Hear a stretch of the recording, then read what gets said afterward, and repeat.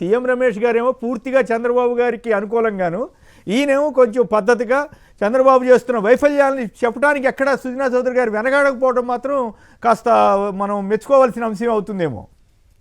CM Ramesh గారు కూడా ఏదైనా వైజాగ్ లో ఈ రూపాయికి 99 పైసలు భూమి ఫ్రీగా భూమి అన్నటువంటి కాన్సెప్ట్ ఆయన ఉంటారు. అందుకని ఏంటంటే ఇంకా దాన్ని బయటపడలేకపోతున్నారు నేను అనుకుంటా. రైట్. అయితే విజయబాబు గారు ఈ ఒక్క పాయింట్ చెప్పండి, మళ్ళీ లడ్డూ అంశంలోకి వెళ్దాం. ఆవిడ మౌనిక అడిగింది చాలా స్పష్టంగా, నీ తల్లిని దూషించింది ఎవరుని. ఈ ఒక్క ప్రశ్నకి ఆత్మవిమర్శ చేసుకోగలుగుతారా పవన్ కళ్యాణ్ గారు? చాలా అద్భుతంగా అడిగిన తీరు కూడా చాలా అద్భుతంగా అడిగింది కదా. కేసీఆర్ గారు 1 సెకండ్, విజయబాబు గారు 1 సెకండ్ చెప్పండి. నిన్న ముద్రగడ పద్మనాభం గారు రాసినటువంటి లేఖకి వాళ్ళ టీడీపీ నాయకుడు బుద్ధ వెంకన్న గారు ఒక రిప్లై ఇచ్చినారు. వద్దులేండి, వదిలేసేయటం బెటర్ ఏమో. వాళ్ళు సబ్స్టాండర్డ్ గా మాట్లాడే వాళ్ళ గురించి ఆయన ప్రస్తావించిన మాట గురించి నేను చెప్పదలుచుకున్నాను. ఆ లేఖలో ఏమన్నారంటే, పవన్ కళ్యాణ్ గారి తల్లిని, పవన్ కళ్యాణ్ గారి చెల్లిని, వాళ్ళ వైఫ్ ని తిట్టినప్పుడు మీరేం చేస్తున్నారు, వైసీపీ హయాంలో తిట్టినప్పుడు మీరు ఏం చేస్తున్నారు అని చెప్పి ఆయన ప్రశ్నించారు. అసలు ఆయనకి బుద్ధుడిని ఆయన లేఖ రాశాడా అవగాహన రాశాడో నాకు తెలీదు. వాస్తవంగా పవన్ కళ్యాణ్ గారు తల్లిని తిట్టింది చంద్రబాబు గారి హయాంలో 19 బిఫోర్ 14-19 మధ్యలో చంద్రబాబు గారి తల్లిని వాళ్ళ వైఫ్ ని తిట్టినటువంటి సందర్భం. అది ఆయనకి కనీసం ఆ బేసిక్ నాలెడ్జ్ లేకుండా ఆయన అంటే అట్లా కాదండి, తెలిసినా కూడా తెలుగుదేశంలో చంద్రబాబు గారు వచ్చిన తర్వాత టాక్టిక్స్ ఏంటంటే వాళ్ళు తప్పు చేసినా ఎదుటాడి మీద రుద్దాలి, వాళ్ళు ఏవైనా సరే అబద్ధాలైనా సరే ఆడాలి తప్ప నిజాలు చెప్పకూడదని వాళ్ళు ఒట్టేసుకున్నారు. దానికి మనం ఏం చేస్తాం? అందువల్ల మనం బుద్ధా వెంకన్న తప్పు పడతాం. వాళ్ళ పాలసీ ఒకప్పుడు 1983లో మాబోటి వాళ్ళందరూ 82లో ఎన్టీ రామారావు గారు పెట్టినప్పుడు అన్నీ మొత్తం మారిపోద్ది. అసలు కాంగ్రెస్కి పూర్తి భిన్నమైన వాతావరణం వస్తుంది. నిజానికి ఇప్పుడు చూస్తూ ఉంటే కాంగ్రెస్ వాళ్ళు 100 రెట్లు బెటర్ అన్న భావన కలుగుతూ ఉంది. ఇన్ని అబద్ధాలు అప్పుడు కాంగ్రెస్ మంత్రులు కానీ వీళ్ళందరూ చూసేవాళ్ళం. ఇన్ని అబద్ధాలు వాళ్ళు ఆడినట్లుగా వాళ్ళకి అది చేత కూడా కాదు, అసలు అబద్ధాలు ఆడరని కాదు. కానీ ఇప్పుడు చూస్తే ఎవరైనా 90% నిజాలు చెప్పి 10% పొల్లు మాట్లాడారో అబద్ధం చెప్పారంటే అర్థం చేసుకోవచ్చు. ఇక్కడ రివర్స్లో అయిపోయింది.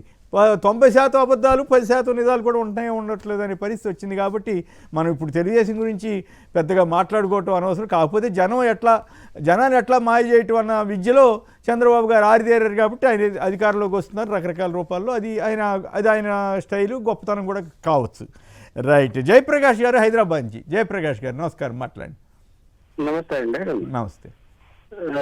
సుధీర్ అప్పలరాజు గారు ఆయన భ్రమంలో ఉన్నట్టున్నారు. ఏమని? ఎందుకంటే ఇప్పుడు జనసేన గురించి ఆయన ఏదో మార్పు వస్తుంది ఏదో అంటున్నారు.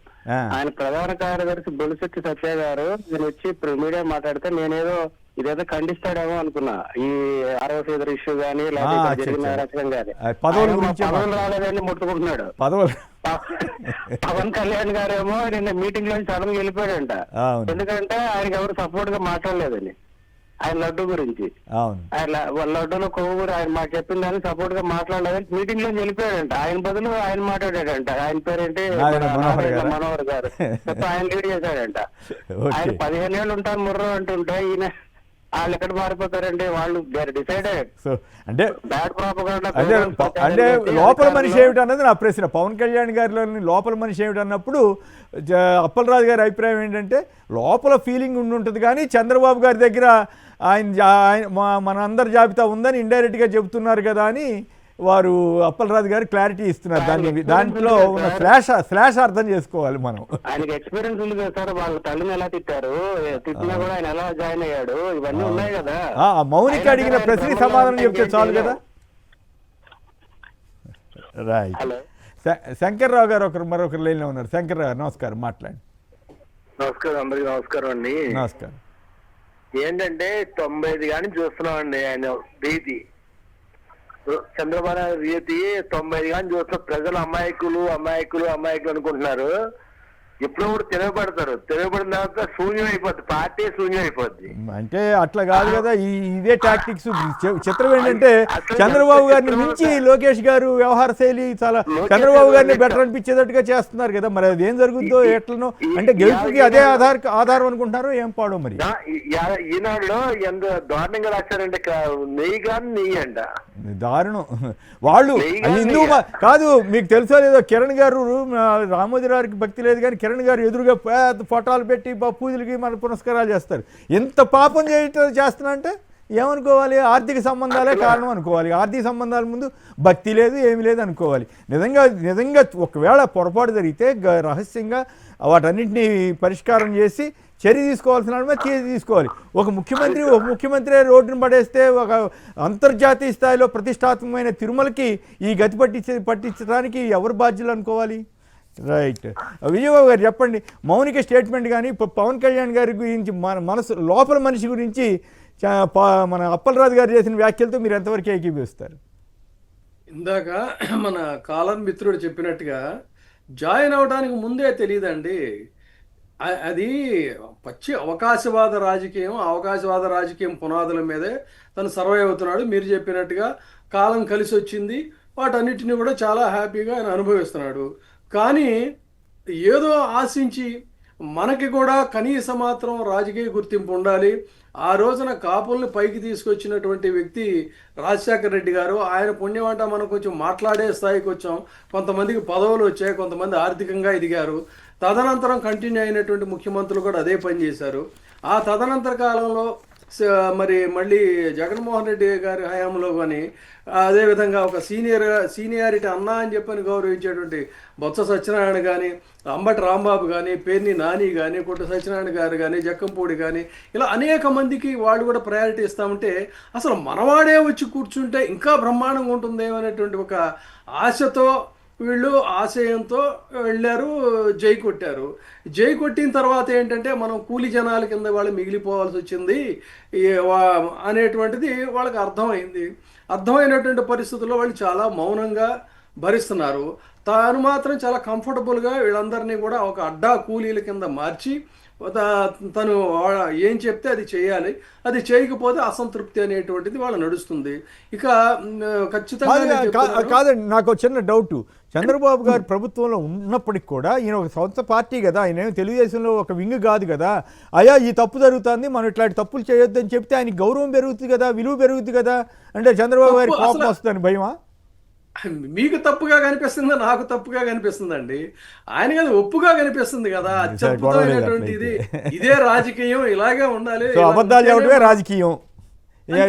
సొంత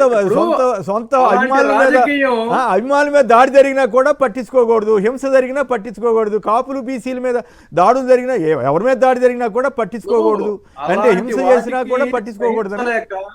అలాంటి వాటిని సహించలేక భరించలేక మనం ఇలాంటి పాలిటిక్స్ సూటబుల్ కాదని చెప్పని సున్నిత మనస్కులు కాబట్టి చిరంజీవి గారు ఆయన రాజకీయాల నుంచి వైదొలిగినటువంటి పరిస్థితి. అయితే ఆ పార్టీ మూసేయక ముందే ఇవాళ ఏ పవన్ కళ్యాణ్ అయితే ఆహా ఓహో అని పైకి జాకీలు ఎత్తి లేపుతున్నటువంటి, ఎందుకంటే వాళ్ళకి కావాల్సినటువంటి విధంగా ఉన్నాడు కాబట్టి, అదే ఈనాడు అదే ఏబిఎన్ జెండా పీకేద్దామని చెప్పని డెరాగేటరీగా చిరంజీవి గారి మీద ఎన్ని రాశారు. స్వయంగా ఈయన మీద డెరాగేటరీగా ఎన్ని వార్తలు వచ్చాయి, ఒకటా రెండా ఆ రోజున వీళ్ళిద్దరూ కూడా కలవక ముందు. ఆయనే చంద్రబాబు గారిని వాళ్ళందరినీ చాలా తీవ్రంగా విమర్శించారు. చివరికి తల్లి గురించి కూడా మాట్లాడారు కదా. మౌనిక అడుగుతున్న ప్రశ్నకి పవన్ కళ్యాణ్ గారి దగ్గర సమాధానం ఏముంది? ఇప్పుడు సమాధానం అమ్మాయి అడగలేదండి. ఇక్కడ ఏంటంటే జరుగుతున్నటువంటి ఆ రోజున మహాభారతంలో ద్రౌపది వస్త్రాపహరణం జరుగుతూ ఉంటే ఆ రోజున ద్రౌపది ప్రశ్నిస్తుంది. ఎందుకని? వాళ్ళేదో న్యాయం చేస్తారని కాదు. ఈ సమాజానికి ఈ రోజున మనం మాట్లాడుకుంటున్నాం ఇంత కాలమైనా కూడా ఈ సమాజం గుర్తించాలి, ఈ సమాజం గ్రహిస్తుంది. తద్వారా ప్రజల్లో చైతన్యం తేవడానికి కోసం అమ్మాయి ప్రశ్నించింది తప్ప ఈయనేదో వెంటనే అయ్యో ఇంత అన్యాయం జరిగిపోయిందా అని చెప్పని ఏదో చేస్తాడని కాదు. అది అక్కడ సెన్స్. ఆ సెన్స్ ని అర్థం చేసుకోవాలి. ఇంకొక ఇంపార్టెంట్ పాయింట్ చెప్తున్నా. ఇందాక శ్రీగిరి అప్పలరాజు గారు జోగి రమేష్ కేసు గురించి ప్రస్తావించారు. ఇది యావత్తు ఇవాళ మనం గ్రహించాల్సింది ఏంటంటే ఎంత కాన్స్పిరసీ జరుగుతూ ఉందంటే వైసీపీ నాయకుల మీద దాడులు చుక్కి తెగబడుతూ పోలీసుల యొక్క మౌన సహకారమే కాకుండా కేసుల్ని ఎంత దారుణంగా మ్యానిపులేట్ చేస్తున్నారంటే సుమోటోగా కేసు తీసుకున్నారు అని చెప్పని కోర్టులో కూడా మాట్లాడారు. ఆల్రెడీ వాళ్ళని అరెస్ట్ చేసి బెయిల్ మీద వచ్చేసారండి. నిజానికి అక్కడ జరిగింది ఏంటనేది మనకి వీడియోల్లో కనిపిస్తూ ఉంది. వీడియోల్లో కనిపిస్తుంది ఏంటి, అటు అంబటి రాంబాబు గారి ఇల్లు కానీ జోగి రమేష్ గారి ఇల్లు కానీ ప్రజా సమూహాల మధ్య ఉన్నటువంటి ఒక ఇంటి మీద మోకరీగా మొత్తం అందరూ వెళ్ళి దాడి చేసి అగ్నికి ఆహుతి చేసి వాళ్ళని తగలబెట్టి చంపటం కోసం జరిగినటువంటి ప్రయత్నం. దీని మీద వెంటనే కేసు పెట్టి ఒక ఇంపార్టెంట్ సెక్షన్స్ చెప్తున్నానండి, వెరీ ఇంపార్టెంట్. వాళ్ళ మీద ఏం చేశారంటే పెట్టి కేసులు, న్యూసెన్స్ కేసులు ఇవి పెట్టేసేసి బెయిల్ మీద బయటకు వచ్చేసారు. కానీ ఇంటిలోకి చొరబాటుతో ఆ ఇంటి ఆస్తి నష్టాన్ని చేయటమే కాకుండా ఇల్లు తగలబెట్టాలంటే మిస్చిఫ్ బై ఫైర్ అండి.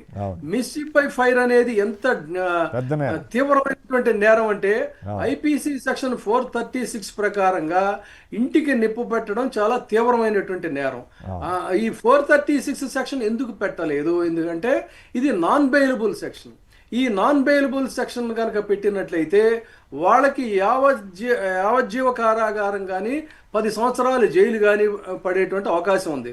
పోనీ 435 అగ్ని పెట్టే యత్నం చేశారు, ఆ 435 అయినా పెట్టారంటే 435 పెట్టలేదు, 436 పెట్టలేదు, కేవలం పబ్లిక్ న్యూసెన్స్ 270, 290 ఇలాంటివి మాత్రమే పెట్టారు. అంటే వాళ్ళు కావాలని వ్యూహాత్మకంగా చేశారు. కానీ వీడియోలు ఉన్నాయి చూడండి, అక్కడ ఇంటి మీదకి పెట్రోల్ బాంబులు వేసరటం, ఇల్లు తగలబెట్టడం. అందుకే కదా బీహార్ లాగా మారుస్తున్నారు ఏపీనని చెప్పి. చివరికి హైదరాబాద్ నుంచి ఎవరన్నా ఏపీకి వెళ్ళాలంటేనే భయపడే పరిస్థితి తీసుకొస్తున్నారు.